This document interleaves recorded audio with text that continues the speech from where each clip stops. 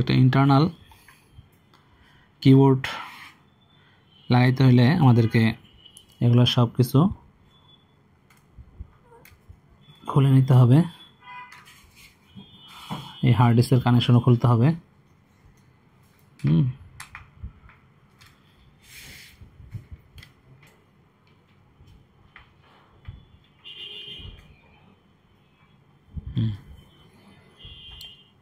ওকে, দেন আমাদের এই যে এই কানেকশনগুলো খুলতে হবে, ঠিক আছে?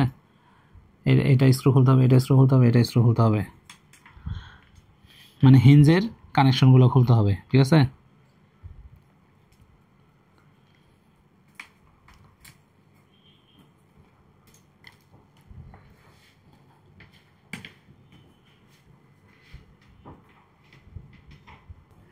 দেন এই পাশেরগুলো খুলতে হবে।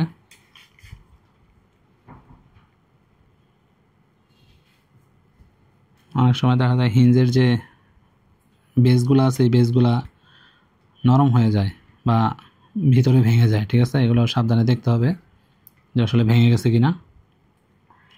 দেন এটা উপরের দিকে উঠাইতে হবে, ঠিক আছে? এটা একটা চাপ দিয়া, এইখানে চাপ দিয়া এটা উপরের দিকে উঠাইতে হবে।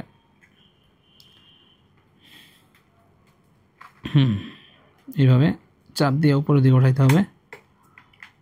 ওঠান।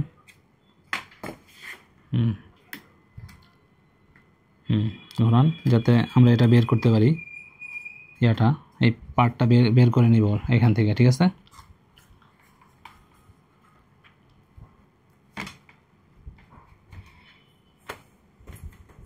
এই উপরের পার্টটা এখান থেকে জাস্ট এখান থেকে বের হয়ে আসবে। ওকে, এই পার্টটা ডিসপ্লের পার্ট থেকে আমাদের আলাদা হয়ে গেল।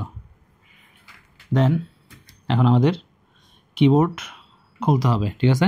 দেখেন কিবোর্ড খোলার জন্য এখানে প্রত্যেকটা রিপিট করা আছে, ঠিক আছে? যেগুলো রিপিট করা, তো এই জিনিসগুলো আমাদের খুলতে হবে। দেখেন এখানে যে পাওয়ারের লাইনটা আছে সেটাও খুলতে হবে, ঠিক আছে?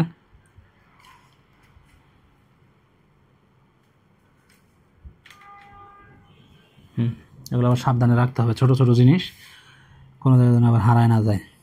তো আমরা এখান থেকে আমাদের পাওয়ারের কানেকশনটা খুলে নিলাম। ওইটা কি খোলা লাগবে? খোলা লাগলে খুলে ফেলেন, স্ক্রু খুলে ফেলেন।